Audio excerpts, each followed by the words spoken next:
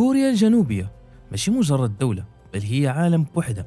بلاد كتجمع ما بين الماضي اللي عامر بالتقاليد والثقافة والحاضر اللي كيدوي بلغة التكنولوجيا والابتكار. كتلقى فيها ناطحات سحاب لامعة، والناس مازالين كيديروا الطقوس ديال الأجداد ديالهم، كيخلوك تحس أنهم عايشين في جوج عصور في دقة واحدة. فكوريا هي بلاد الكيبوب اللي ولا صوته كيوصل لكل بلاصة في العالم، بلاد الدراما اللي كتخلي الملايين مشدودين قدام الشاشات بلا ما يحسوا بالوقت. وهذا الشيء ماشي غير في الفن صافي، بل كوريا حتى هي مثال ديال الخدمه والجديه والتطور السريع، وفي مده اللي قصيره قدروا يتحولوا من بلاد خارجه من الحرب والتبعات ديالها لوحده من اقوى الاقتصادات في العالم، سواء من الناحيه الاقتصاديه او من الناحيه العسكريه. فكوريا الجنوبيه هي بلاد الافلام اللي كتشدك من اول مشهد، بلاد الموسيقى اللي اكتسحت العالم، البلاد اللي ولات كتمثل الجمال، النظام، النجاح في العالم كامل. ولكن واش عمركم فكرتوا شنو كاين مورا هذا النجاح، ولا شنو كيعيشوا الناس اللي كيبانوا لينا في التلفازه وفي منصات مواقع التواصل الاجتماعي وهما كيضحكوا وكيبتسموا؟ فاليوم غادي نهضروا على الجانب الخفي اللي دولة كوريا كتحاول تخفيه على العالم من خلال مسلسلاتها والموسيقى ديالها، من انتحارات لتنمر الكتروني لضغط نفسي كيعيشوه الفنانين في كوريا الجنوبيه، وغيرها بزاف من الجوانب الخفيه والمرعبه. فهاد الحلقه غتكون هي الجزء الثاني تاع حقيقه كوريا الجنوبيه. اما بالنسبه للناس اللي باقي ما شافوش الجزء الاول فغتلقاوه تحت في صندوق الوصف.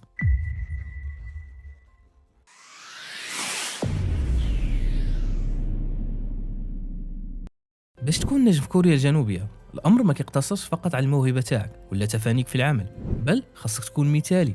وفاش كنقول مثالي فراه كنقصد المعنى الحرفي تاع المثاليه، حيث النجم في كوريا الجنوبيه ممنوع عليه انه يغلط ولا يدير شي حاجه اللي كتنقص من المثاليه تاعو، سواء في لبسه ولا في تصرفاته ولا علاقاته ولا حتى ماضيه. بل حتى الاحلام ديالو خاص تكون محسوبه ومدروسه، حيث المجتمع الكوري وحتى الحكومه تاعو ما كيتساهلوش مع الفنان الا دار شي غلط، حتى لو تاب منه وطلب الاعتذار.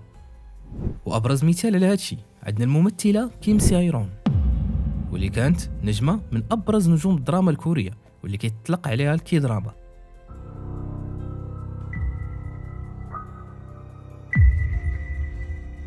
فكيم سيرون كانت ممثله مشهوره، غير انها كانت كتتعرض للتنمر، وهذا الشيء اللي كانت كتاكده هي نيت في بزاف تاع المرات في الخرجات الاعلاميه ديالها. فهاد الهجوم عليها والتنمر كان كيخليها تلجا لشي حوايج اللي ما مزيانينش باش تنسى، واللي كان من بينها الشراب. وفي واحد النهار وبالضبط في 18 ماي 2022 سيرون غادي دير حادثه بالسياره ديالها، والسبب انها كانت تحت تاثير الشراب اللي كانت كتعاطاه، وهاد المره كانت شاربه مزيان، لدرجه ان الشرطه منين جاو وداروا فحص الكحول في الجسم ديالها لقاو فايت النسبه اللي مسموح بها بزاف. وهذا الشيء ما يخليش غير الرخصه تاعها اللي غتمشي ليها، بل غادي تخلص غرامه اللي كبيره بزاف. وهذا الشيء اللي كان. ولكن من بعد ما انتشر الخبر والناس اكتشفوا باللي اللي دار داك الحادث هو في ديك الحاله هو فنان، وبالضبط كيم سيرون، واللي اصلا كانوا حاطين عليها في ديك الفتره، فالراي العام ناض عليها بدرجه اللي اكثر من قبل. فكما كنت قلت لكم في الاول بان المجتمع الكوري ما كيرحمش الفنان الا دار شي غلط، وهنا كانت بدايه نهايه مسيره كيم سايرون. فمن بعد هذا الحادث كيم سيرون حاولت انها تصحح الغلط ديالها بانها طلبت الاعتذار من الجمهور. هذا الحادث اللي اصلا تعاقبت عليه بانها خلصت غرامه اللي ثقيله بزاف وتسحبت منها الرخصه ديالها. فهذا الشيء كامل ما خلاش المجتمع انه يسمح لها، بل تزاد عليها الهجوم اكثر واكثر، وحتى الوكاله اللي كانت متعاقده معها اعلنت رسميا بانها ما غاديش تجدد معها العقود، وان هذا غيكون هو اخر عمل ليهم معها. لدرجه ان سيرون في هذا الوقت كانوا عندها اعمال اللي كتصور فيهم فعلا، ولكن من بعد هذا الحادث تم الغاء جميع الادوار تاعها اللي في الدراما الكوريه.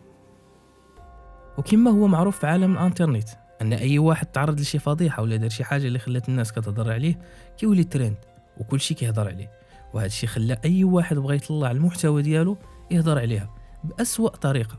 ولعل ابرزهم هو يوتيوبر كوري سميتو لي جين هو، مشهور بفضائح الفنانين واللي بقى كل مره كينزل حلقات غا عليها، فكان كينشر كل الفضائح تاعها ومعلومات سريه عليها اللي اخلاقيا ما خصوش ينشرها ولا تطلع للعلن. فسيرون بقات كتعاني من كثره الاخبار عليها والهجوم اللي ممكن نعتبروه وحشي بزاف. تخيلوا معايا ان الهجوم عليها استمر من 2022 حتى ل 2025، حيث انه في كل مره كانت كتسرب ليها شي صوره ولا شي خبر كانوا كيفسروه ديما غلط غير باش يهجموا عليها، يعني مجتمع اللي ما كيرحمش. فهاد الشيء استمر حتى 17 فبراير 2025 فاش غينتشر خبر بان الممثله كيم سايرون نهات حياتها في المنزل ديالها وهي في عمر 25 سنه فقط. صراحة كاين معلومات كتر على هذه الممثلة واللي صادمة، خصوصا علاقتها بممثل آخر واللي هو كيم سو هيون. هذا الأخير اللي كانت انتشرت صورة ديالو معاها قبل، وبسببها كانت زاد الهجوم عليها، وكاين اللي كيقول بأنه كان هو من أبرز الأسباب اللي خلاتها تنهي حياتها. والمعلومة اللي غادي تصدمكم ديال بصح، بأن سيرون اليوم اللي نهات فيه حياتها كان هو نفس يوم ميلاد الممثل كيم سو هيون.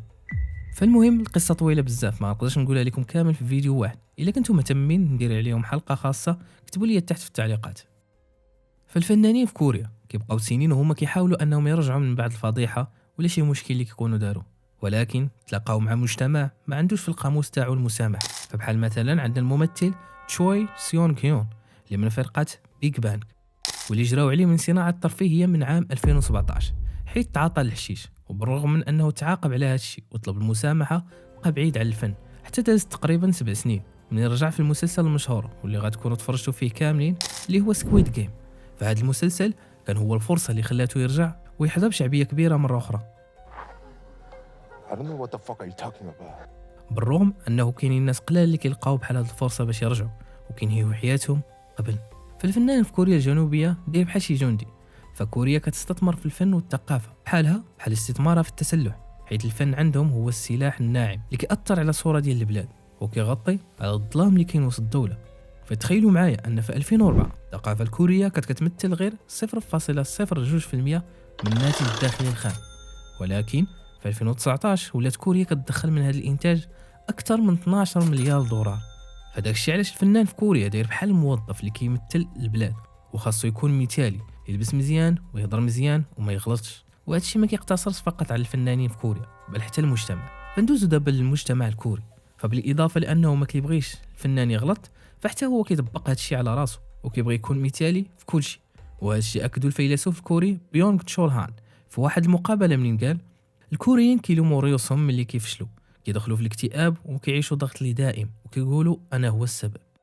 فضغط المجتمع والمنافسة والنظام التعليمي وحتى التقاليد كيربوا الإنسان على الصمت والطاعة، وهذا الشيء كينتج عليه الانفجار الداخلي كيخليهم بسبب ضعف الإيمان ديالهم أنهم يلجؤوا للانتحار، حيث كيشوفوا ريوسهم ما يستحقوش أنهم يعيشوا. فماشي غير الفنانين اللي كينهيو حياتهم بل حتى الطلبة وحتى الموظفين. فكوريا كتعتبر من بين أعلى الدول في العالم من حيث معدل الانتحار. فضغط كبير كيعيشوا المجتمع الكوري وخصوصا الفنان اللي كتعتبر قدوة ما خصهاش تغلط.